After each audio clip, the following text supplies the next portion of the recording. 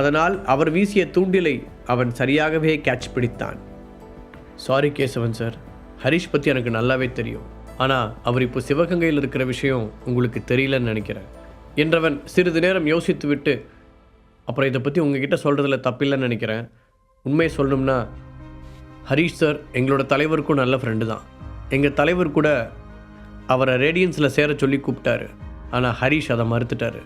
So அவர் இந்த அமைப்பில் ஒரு மெம்பர் கூட கிடையாது. செந்தில் அவர் வீசிய தூண்டிலில் மீனுக்கு பதில் ஒரு பெரிய சுறாவையே மாட்டிவிட்டான்.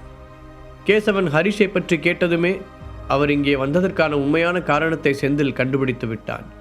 அவர்கள் ரேடியன்ஸின் ஹெட்டாக நினைக்கும் கௌஷிக் ராம்குமாரை சந்தித்து ஹரிஷ் உண்மையிலேயே அவர்களுக்கு துரோகம் செய்து விட்டானா என்பதை அறிய முயற்சிக்கிறார்கள் என்று புரிந்து கொண்டான்.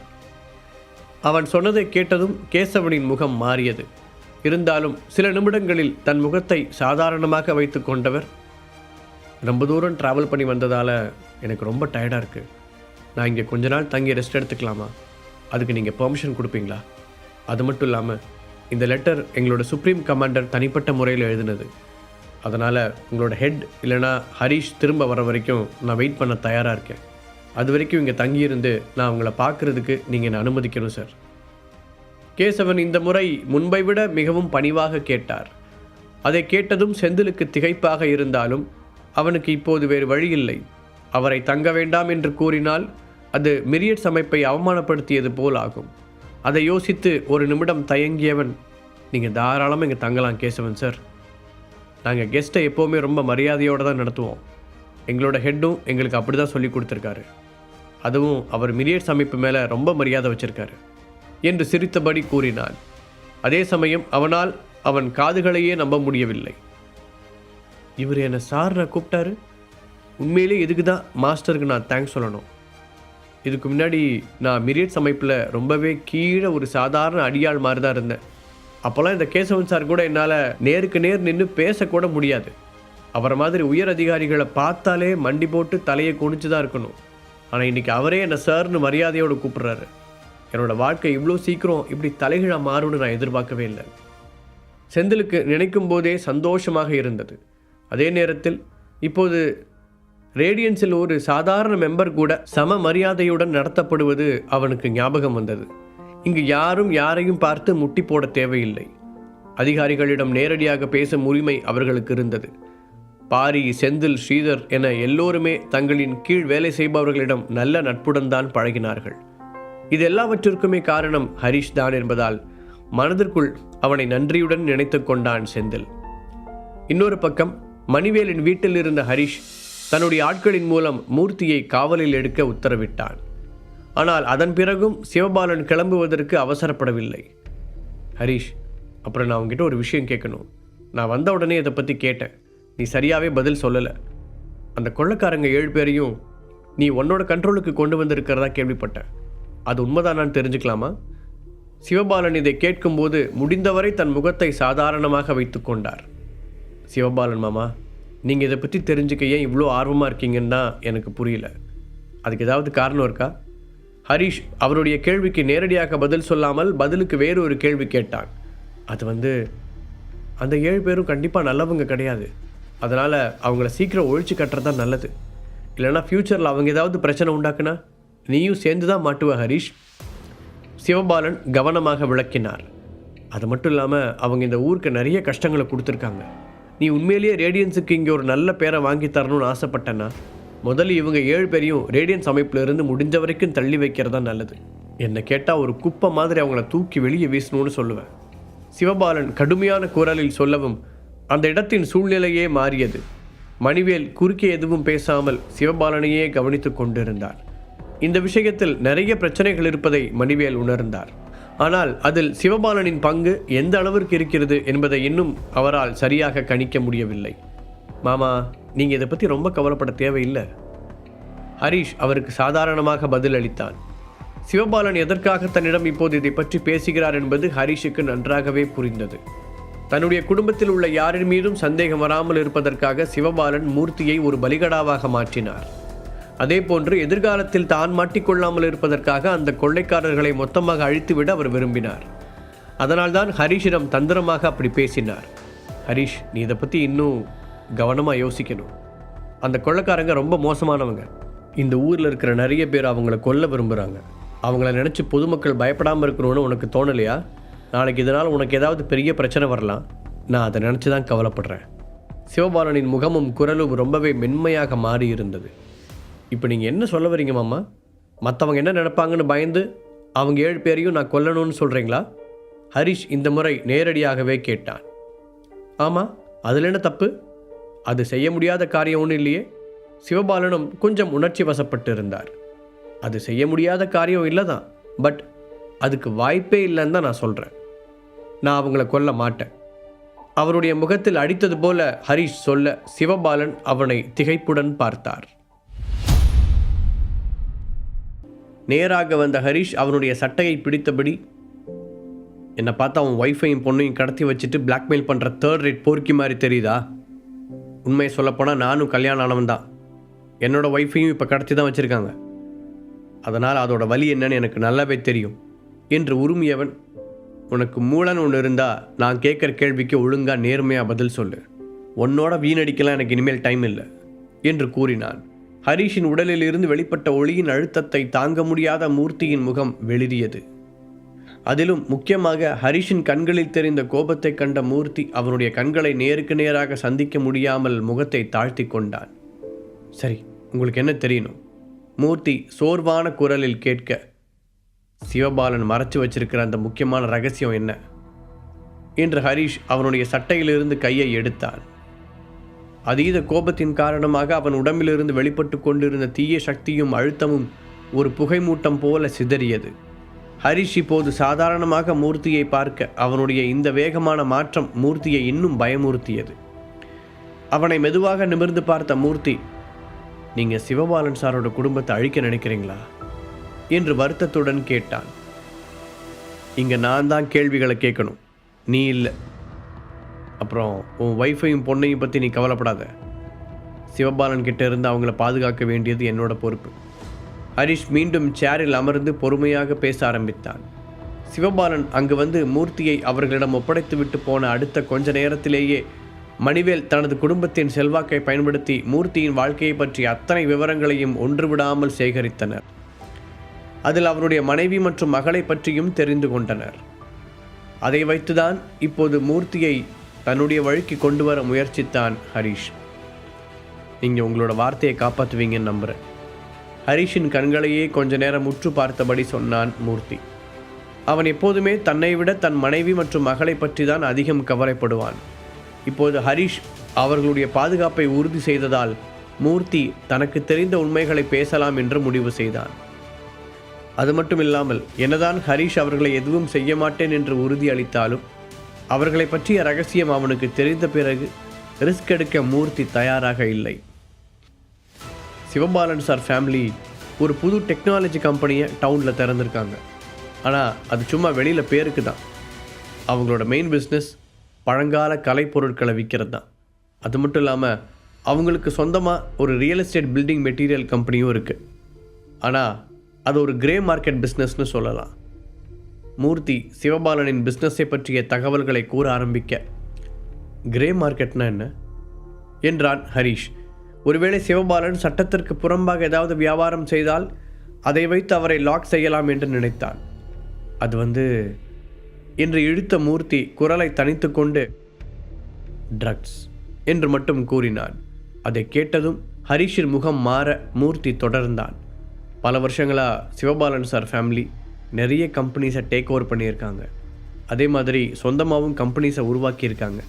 இது எல்லாத்துக்குமே நிறைய பணம் தேவைப்படுறது தான் அவர் அந்த மாதிரி குறுக்கு வழியில் போகிறதுக்கு காரணம். அவன் சொல்லி முடிக்கவும், என்ன என்று கேட்ட ஹரிஷ் ஒரு நிமிடம் திகைத்தான். பின்பு அவனுடைய முகத்தில் ஒரு வினோதமான புன்னகை தோன்றியது. இன்றைக்கி நைட்டு இவன் கூட பேசணும்னு முடிவெடுத்தது கூட ஒரு வகையில் நல்லது தான். அதனால தான் சிவபாலன் ஃபேமிலியோட இந்த டார்க் சீக்ரெட்ஸை தெரிஞ்சுக்க முடிஞ்சது என தனக்குள் நினைத்த ஹரிஷ், நீ என்கிட்ட உண்மையை மட்டும்தானே சொல்கிற என்று தெளிவாக கேட்டுக்கொண்டார். சொல்லப்போனால் சிவபாலன் பயந்து கவலைப்பட்ட விஷயம் இதுதான். இந்த விஷயங்கள் எல்லாம் வெளியில் வந்தால் சிவபாலனின் குடும்பம் ஒரே நிமிடத்தில் மொத்தமாக சரிந்துவிடும். நான் உங்களுக்கு உண்மைதான் சொன்னேன், ஆனால் இதை வச்சு நீங்கள் சிவபாலன் ஃபேமிலியை கவிழ்க்க நினச்சா அது ரொம்ப கஷ்டமான ஒன்றா தான் இருக்கும். ஏன்னா சிவபாலன் ஒரு தந்திரமான வயசான குள்ள நரி. என சொன்னபடி ஹரிஷை நேராக பார்த்த மூர்த்தி இந்த மாதிரி விஷயங்களை செய்யும்போது அவர் நேரடியாக அதில் சம்மந்தப்பட மாட்டார். அதே மாதிரி ஒரே ஆளை வச்சு எல்லாத்தையும் செய்யவும் மாட்டார். தான் கிட்ட இருக்கிற ஆளுங்களை பிரித்து இந்த வேலைகளை ஷேர் பண்ணி தான் கொடுப்பாரு. அந்த மாதிரி அவர் யூஸ் பண்ணிக்கிற நிறைய ஆளுங்களில் நானும் ஒருத்தன் என்றான்.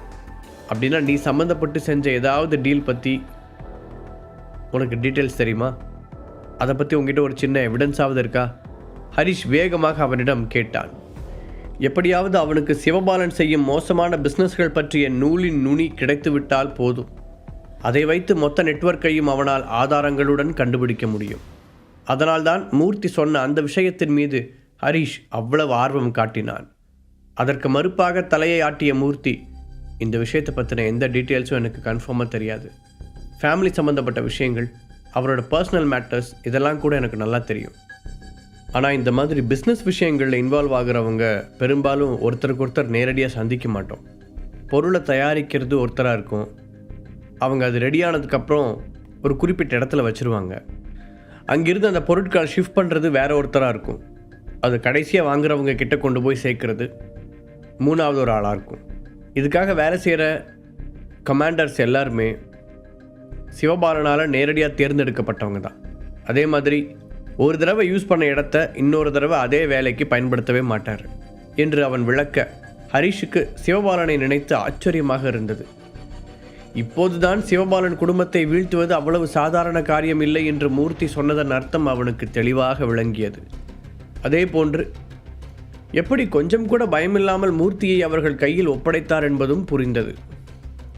சிவபாலன் தன்னுடைய குற்றங்களை மறைக்க பக்காவாக திட்டங்களை வகுத்திருந்தார் என்பதை உணர்ந்த ஹரிஷ் மனதளவில் கொஞ்சம் சோர்ந்து போனான். எப்படி பார்த்தாலும் மூர்த்தியின் மூலம் கிடைத்த தகவல்கள் எதுவுமே சிவபாலனை மாட்டி வைப்பதற்கு தேவையான ஆதாரங்களை கொடுக்கப் போவது இல்லை. ஹரிஷ் மனதில் உருவாக்கி வைத்திருந்த நம்பிக்கை பொய்த்து போனதில் சற்று ஏமாற்றமாக உணர்ந்தான்.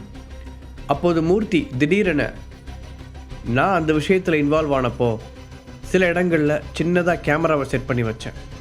அதனால் இதில் இருக்கிற கடைசி ஆள் யாருன்னு தெரியலனாலும் இந்த தொடர் சங்கிலியில் எனக்கு அடுத்ததாக இருக்கிறவங்க யாருன்னு பார்க்க முடியும் என்றான். அதை கேட்டதும் உற்சாகமான ஹரிஷ், அப்படின்னா அந்த கேமராவில் இருந்த யூஎஸ்பி எங்க என வேகமாக அவனிடம் கேட்டான்.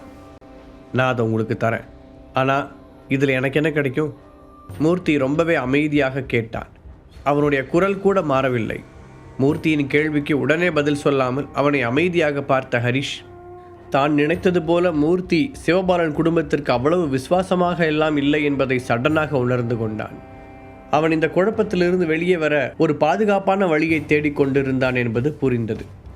இப்போ நீ என்ன மாதிரி சிச்சுவேஷனில் இருக்கேன்னு உனக்கு ஞாபகம் இருக்கா? உண்மையில் நீ என்கிட்ட பேச்சுவார்த்தை நடத்துகிற நிலைமையிலலாம் இல்லை. ஹரிஷ் அவனிடம் கொஞ்சம் முரட்டுத்தனமாகவே பேசினான்.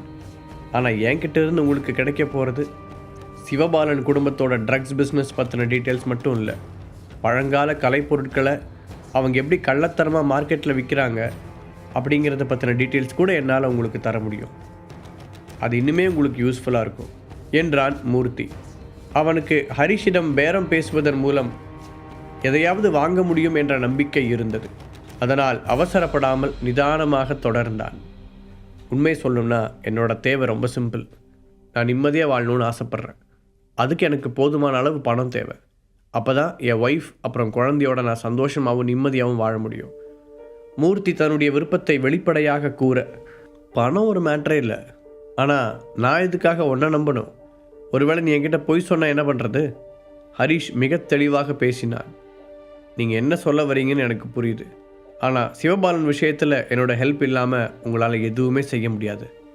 நான் நினச்சா மட்டும்தான் உங்களுக்கு தேவைப்படுற ஆதாரங்கள் கிடைக்கும். மூர்த்தி கொஞ்சம் உற்சாகமாக சொல்ல, அங்கே தான் நீ தப்பு பண்ணுற. உன்னோட ஹெல்ப் இல்லாமல் கூட என்னால் சிவபாலன் ஃபேமிலியை அழிக்க முடியும். என்ன, அதுக்கு நான் வேற ஒரு வழியை கண்டுபிடிக்கணும். அப்புறம் இன்னொரு விஷயத்தை கூட உங்ககிட்ட சொல்லணும். எனக்கு இந்த மாதிரி இன்னொருத்தர் என்னை மிரட்டுறது சுத்தமாக பிடிக்காது. அதே மாதிரி ஒருத்தர் தான் கிட்ட இருக்கிற பவரை வச்சு என்னை இன்சல்ட் பண்ணுறதையோ பிளாக்மெயில் பண்ணுறதையோ நான் எப்பவும் விரும்ப மாட்டேன், ஹரிஷ் கண்டிப்பான குரலில் கூறினான். அந்த இரவு வேகமாக கடந்தது.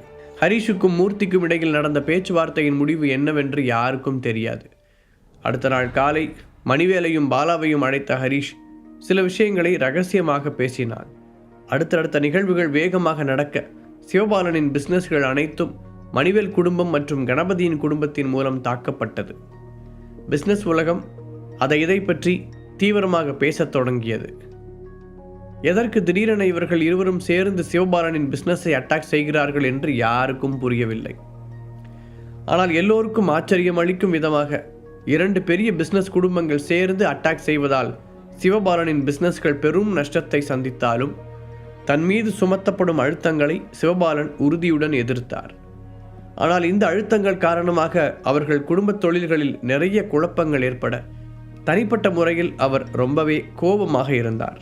அவர் தன் கையில் கிடைத்த பொருட்களையெல்லாம் போட்டு நொறுக்க வீட்டில் இருப்பவர்கள் என்ன செய்வதென்று தெரியாமல் திகைத்தனர். எதுக்காக அவங்க இப்படி பண்ணுறாங்க? இப்படிலாம் என்னை அட்டாக் பண்ணால் பதிலுக்கு நான் என்ன செய்வேன்னு அவங்களுக்கு தெரியாதா? என்ன நடக்குதுங்க? முன்னால் இருந்த டேபிளை எட்டி உதைத்தவாறு ஆவேசத்துடன் கத்தினார் சிவபாலன். தன்னால் அவர்களுக்கு ஏதாவது பெரிய பாதிப்பு ஏற்பட்டிருக்கிறதா என்று பொறுமையாக யோசித்தவருக்கு அப்படி எதுவும் இருப்பதாக தெரியவில்லை. 3 பேரின் பிசினஸ்களும் ஒன்றுக்கொன்று சம்பந்தம் இல்லாதது என்பதால் இதுவரை பிசினஸ் ரீதியாக அவர்களுக்குள் பிரச்சனை வந்ததே இல்லை. அப்படி இருக்கும்போது புதிதாக மணிவேலும் பாலாவும் தன்னுடைய பிசினஸின் மீது குறிவைத்திருப்பது சிவபாலனுக்கு அதிர்ச்சியுடன் சந்தேகத்தையும் ஏற்படுத்தியது. அந்த ஹாலில் இருந்த வேலைக்காரர்கள் சிவபாலனின் கோபத்தை கண்டு நடுங்கினார்கள். ரொம்ப நேரம் இப்படியே கழிய ஒரு வழியாக அங்கிருந்த சேரில் உட்கார்ந்த சிவபாலனுக்கு கோபத்தில் மூச்சு வாங்கியது. சார், ஒருவேளை நம்ம பிஸ்னஸ் பற்றின டீட்டெயில்ஸ் எல்லாத்தையும் அவங்க மூர்த்தி கிட்டேருந்து வாங்கியிருப்பாங்களோ? சிவபாலனின் புதிய அசிஸ்டண்ட் அவரிடம் கேட்டான். அவனும் ரொம்ப நாட்களாக அவரிடம் வேலை செய்பவன் தான். அந்த கேள்வி சிவபாலனின் முகத்தில் திடீரென்று யாரோ சில்லென்ற தண்ணீரை அடித்தது போன்ற உணர்வை ஏற்படுத்தியது. சட்டென தன் உணர்வுகளை கட்டுக்குள் கொண்டு வந்த அவர் அதில் இருக்கும் சாத்தியம் பற்றி அமைதியாக யோசிக்கத் தொடங்கினார். மூர்த்தி பல வருஷங்களாக அவரிடம் அசிஸ்டண்டாக இருந்தவன். அவருடைய பிசினஸின் ஆழமான சீக்ரெட்ஸ்களை பற்றி மூர்த்திக்கு நன்றாகவே தெரிந்திருந்தது. ஆனால் அவனிடம் அதற்கான ஆதாரங்கள் எதுவும் இருக்க வாய்ப்பில்லை. அந்த தைரியத்தில் தான் மூர்த்தியை பலிகடாவாக்கி ஹரிஷிடம் ஒப்படைத்தார். ஆனால் இப்போது நடப்பதை பார்த்தால் அவருக்கு தன் முடிவின் மீது முதன்முறையாக சந்தேகம் வந்தது. வேகமாக தன் ஆட்களிடம் திரும்பிய அவர், மணிவேல் வீட்டுக்குள்ளே போகிறதுக்கு யாரையாவது ஏற்பாடு பண்ணுங்க. மூர்த்தி அவங்க கிட்ட எல்லா உண்மையும் உளறதுக்கு முன்னாடி அவனை முடிக்கணும் என்று உத்தரவிட, ஓகே சார் என்றபடி அந்த அடியாட்கள் ரூமை விட்டு வெளியேறினார்கள். தன் வீட்டில் நடந்த எல்லாவற்றையும் அந்த ஹாலின் ஜன்னல் வழியாக நின்று பார்த்து கொண்டிருந்தான் புனித். சிவபாலன் அவன் இருக்கும் பக்கம் திரும்புவது போல தெரியவும் வேகமாக தன்னை மறைத்தவன் அவன் அப்பா பேசியதை பற்றி எல்லாம் ரொம்ப நேரம் யோசித்து பார்த்து கொண்டிருந்தான். ஃபைனலாக அவன் மனதில் ஒரு முடிவு வந்தவுடன் அங்கிருந்து விலகியவன் நேராக வாசலுக்கு வந்து அந்த வீட்டின் கேட்டை தாண்டி வெளியே வந்தான். அன்றைக்கு காலையில் அப்போதுதான் எழுந்த ஹரிஷ் சிவபாலனின் பிஸ்னஸ்கள் வாங்கிய அடியை பற்றி தெரிந்தவுடன் கொஞ்சம் நல்ல மனநிலையில் இருந்தான். அதே உற்சாகத்துடன் ரூமை விட்டு வெளியில் வந்தவன் சாப்பிடுவதற்காக டைனிங் ஹாலுக்குள் நுழைந்தான். அங்கே ஏற்கனவே யமுனா, ஷோபா, கிருபா என்று 3 பேரும் உட்கார்ந்து சாப்பிட்டு கொண்டிருக்க ஹரிஷ் அவர்களை பார்த்து பொதுவாக சிரித்தான். யமுனாவும் ஷோபாவும் பதிலுக்கு சிரிக்க வழக்கம் போல கிருபா முகத்தை திருப்பிக் கொண்டாள். எங்கே அப்பாவை காணோம்? ஹரிஷ் யமுனாவை பார்த்து கேட்க, அவர் எங்களுக்கு தான் அப்பா, உனக்கு இல்லை, கிருபா வெடுக்கென்று சொன்னாள். கிருபா என்ன பேசிட்டு இருக்க என ஷோபாவும் யமுனாவும் ஒரே நேரத்தில் கத்த, கிருபா அதற்கு மேல் எதுவும் பேசவில்லை. அவர் பிஸ்னஸ் விஷயமா வெளியே போயிருக்காரு, நீ வந்து சாப்பிடுப்பா. யமுனா அவனை அன்புடன் அழைத்தாள். அவள் கேட்டுக்கொண்டதுக்காக ரேடியன்ஸின் மெம்பர்களை அழைத்து வந்து மலையில் இருந்த கொள்ளைக்காரர்கள் மொத்தத்தையும் ஹரிஷ் அடக்கியதால் அவன் மீது இப்போது அவள் உண்மையாகவே அக்கறை காட்டினாள். அது மட்டும் இல்லாமல் ஊரே ஹீரோவாக கொண்டாடும் ஒருவனை தங்கள் குடும்பத்தைச் சேர்ந்தவன் என்று சொல்லிக்கொள்வதில் அவளுக்கும் பெருமையாகத்தான் இருந்தது. அதனால் அவள் அதற்கு முன்னால் ஹரிஷை பற்றி நினைத்ததையெல்லாம் ஒதுக்கி வைத்துவிட்டு அவருடன் முடிந்தவரை அன்பாக பழகினாள். அவள் சொன்னவுடன் ஹரிஷும் சரி என்று சாப்பிட வந்து உட்கார்ந்தான். அவன் முதல் வாய் தோசையை எடுத்து வாயில் வைக்கப் போன போது சரியாக ஃபோன் அடிக்க அதை அப்படியே தட்டில் போட்டுவிட்டு ஃபோனை எடுத்துக்கொண்டு வெளியில் வந்தான். என்ன விஷயம் ஸ்ரீதர்? அவ்வளவு நேரம் இருந்த சாதாரண குரலைப் போல் அல்லாமல் இப்போது ஹரிஷின் குரலில் இயல்பாகவே ஒரு கம்பீரம் வந்திருந்தது. அவன் ரேடியன்ஸின் தலைவனாக மாறியிருந்தான். மாஸ்டர், நீங்கள் இப்போ ஒரு பெரிய ஆபத்தில் இருக்கீங்க. மெரிட்ஸ்ல இருந்து கேசவன், அப்புறம் ஹெர்பலிஸ்ட் சொசைட்டில இருந்து நதியான 2 பேருமே உங்களை தேடி இங்கே வந்திருக்காங்க என பதட்டத்துடன் அவனுக்கு பதில் சொன்னான் ஸ்ரீதர். உண்மையில் அவனுக்கு இந்த அழுத்தத்தை சமாளிப்பது ரொம்பவே கஷ்டமாக இருந்தது. அவர்கள் இருவருமே மிகவும் சக்தி வாய்ந்த தலைவர்கள் மற்றும் புத்திசாலிகள் வேறு என்பதால் அவர்களுடன் பேசும்போது ஸ்ரீதர் ரொம்பவே கவனமாக இருக்க வேண்டியிருந்தது. அவன் எதேச்சையாக ஏதாவது தவறாக சொல்லிவிட்டால் கூட அது ஹரிஷுக்கு மிகப்பெரிய பாதிப்பை ஏற்படுத்தும். இதையெல்லாம் யோசித்துதான் அவன் அவசரமாக ஹரிஷுக்கு அழைத்தான். அவங்க எதுக்காக என்ன தேடுறாங்க? ஹரிஷ் குழப்பத்துடன் கேட்டான். நதியா அங்கு சென்றதில் கூட ஒரு லாஜிக் இருந்தது. ஹரிஷ் தான் ரேடியன்ஸை பற்றி அவளுக்கு சொன்னான். அட்ரஸை கூட அவன்தான் கொடுத்தான். ஆனால் கேசவன் எதற்காக அவனை தேடுகிறார்? அவனுக்கு அந்த விஷயம்தான் புரியவில்லை. ஒருவேளை அவருக்கு மிரியட்ஸில் இருக்க விருப்பம் இல்லாமல் ரேடியன்ஸில் ஜாயின் பண்ண வந்திருப்பாரோ? ஆனால் அது சரியாக வராதே.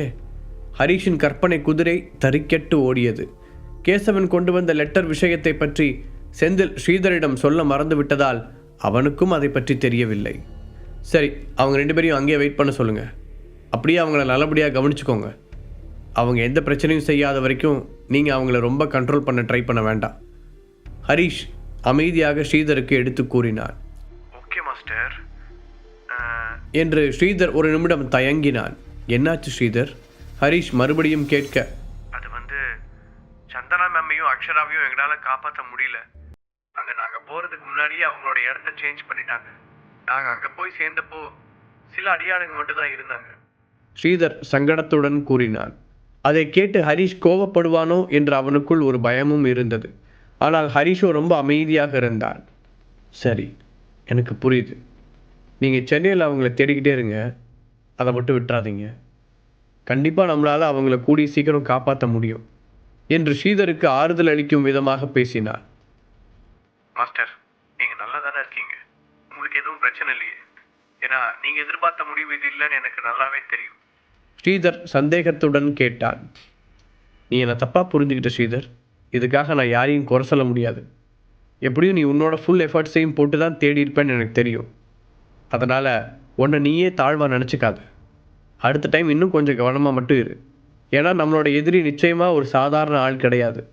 ஹரிஷ் நிதானமாக விளக்கினார். மோகன் குடும்பத்தை பற்றி இப்போது அவனிடம் சொல்லி ஸ்ரீதரையும் பதட்டத்துக்கு உள்ளாக்க அவன் விரும்பவில்லை. அதனால் முடிந்தவரை சாதாரணமாக பேசிவிட்டே ஃபோனை வைத்தான். அப்போது திடீரென அந்த வீட்டிற்குள் இருந்து ஒரு பயங்கரமான அலறல் சத்தம் கேட்டது. அதை கேட்டதும் ஹரிஷ் என்னவோ ஏதோ என்று பதறி அடித்து உள்ளே ஓட, அம்மா என்னமாச்சு உங்களுக்கு? ஏன் எங்களை இப்படி பயமுறுத்துறீங்க என்று கிருபா கதறிக்கொண்டிருந்தாள். இன்னொரு பக்கம் ஷோபாவோ, என்ன எல்லாரும் சும்மா வேடிக்கை பார்த்து நிற்கிறீங்க, உடனே ஆம்புலன்ஸுக்கு கால் பண்ணுங்க என அங்கிருந்த வேலையாட்களை பார்த்து பதற்றத்துடன் சொன்னாள். இந்த சத்தங்களை கேட்டுக்கொண்டே உள்ளே வந்த ஹரிஷ் அங்கே இருந்த நிலைமையை பார்த்து அதிர்ச்சி அடைந்தான். யமுனாவின் முகம் வெளிரி போய் நெற்றியில் வியர்வை வடிந்திருக்க, அவள் ஏதோ தாங்க முடியாத வலியை அனுபவிப்பது போல முகம் சுருங்கி போயிருந்தது. அது மட்டுமில்லாமல் யமுனாவின் சுவாசம் குறைந்து வருவதும் அவள் பலவீனமாகி கொண்டிருப்பதும் வெளிப்படையாக தெரிய ஷோபாவும் கிருபாவும் என்ன செய்வதென்று தெரியாமல் அழுது கொண்டிருந்தனர். இவங்களுக்கு திடீர்னு என்னாச்சு? யமுனாவின் பக்கத்தில் ஓடி வந்த ஹரிஷ் அவசரமாக கேட்க, என்னன்னு தெரியல, அம்மா ஒரு வாய் தோசை எடுத்து சாப்பிட்டாங்க, அவ்வளவுதான், இப்படி ஆயிட்டாங்க. ஷோபா கவலையுடன் பதில் சொன்னாள். தோசை தானே சாப்பிட்டாங்க என்றபடி ஹரிஷ் தலையை திருப்பி டைனிங் டேபிளை பார்த்தான். தயவு செஞ்சு யாரும் கவலைப்பட வேண்டாம், நாங்கள் ஏற்கனவே ஆம்புலன்ஸுக்கு இன்ஃபார்ம் பண்ணிட்டோம், இன்னும் கொஞ்ச நேரத்தில் வந்துடும். அந்த வீட்டின் உதவியாளர் தடுமாற்றத்துடன் விஷயத்தை சொன்னார். அவரும் இதற்கு முன் இது போன்ற அனுபவத்தை சந்தித்ததில்லை என்பது தெரிந்தது. வீட்டில் இருந்த எல்லோருமே பீதியில்தான் இருந்தனர். அது வரைக்கும் நம்மளால் வெயிட் பண்ணிட்டு இருக்க முடியாது சொன்ன ஹரிஷ் அந்த அவசரத்திலும் யமுனாவின் வீட்டில் இருந்த தோசையை அங்கிருந்த ஒரு கவரில் மடித்து எடுத்து கொண்டான். பின்பு வேகமாக யமுனாவை கைகளில் தூக்கியபடி கதவை நோக்கி ஓடினான். சென்னையில் இருந்த அந்த வில்லாவில் கதிர் மற்றும் ரேவதி இருவரும் தங்கள் வாக்கிங்கை முடித்துவிட்டு வீட்டிற்கு திரும்பி கொண்டு இருந்தனர். ரேவதி, நான் உங்ககிட்ட ஒன்று கேட்கலான்னு நினச்சேன். கிராமத்தில் இருக்கிற நம்ம வீட்டுக்கு திரும்பி போகிறத பற்றி நீ என்ன நினைக்கிற? இத்தனை வருஷம் அங்கேயே அமைதியாக வாழ்ந்துட்டு இந்த சிட்டியில் வாழ்கிறதுக்கு எனக்கு கஷ்டமாக இருக்குது. கதிர் கூற ரேவதி அவர்கள் வீட்டு வராண்டாவில் இருந்த சேரில் அமர்ந்தபடி அவரை ஒரு மகிழ்ச்சியான புன்னகையுடன் பார்த்தாள். நானே இதை சொல்லணும்னு நினச்சேங்க. என்ன மாதிரி உங்களுக்கும் கஷ்டமாக இருந்தால் நம்ம கொஞ்ச நாள் போய் கிராமத்தில் தங்கிட்டு வரலாம். எனக்கும் அங்கே இருக்கிற நம்ம ஊர்க்காரங்களெல்லாம் பார்த்து ரொம்ப நாள் ஆயிடுச்சு. உற்சாகத்துடன் சொன்ன ரேவதி, கிராமத்துக்கே திரும்பி போகிறோங்கிற விஷயத்தை ஹரிஷ்கிட்ட சொல்லணும்ல என்று கதிரிடம் கேட்டாள். ஹரிஷை பற்றி பேசும்போது ரேவதியின் குரலில் ஒரு பெருமிதம் தெரிந்தது. அப்போது அங்கே வந்த வீட்டு வேலையாள் அவர்கள் இருவருக்கும் காஃபி கொடுத்தார். முழு கதையையும் கேட்டு மகிழ பாக்கெட் FM ஏபி டவுன்லோட் செய்யுங்கள். லிங்க் டிஸ்கிரிப்ஷனில் கொடுக்கப்பட்டுள்ளது.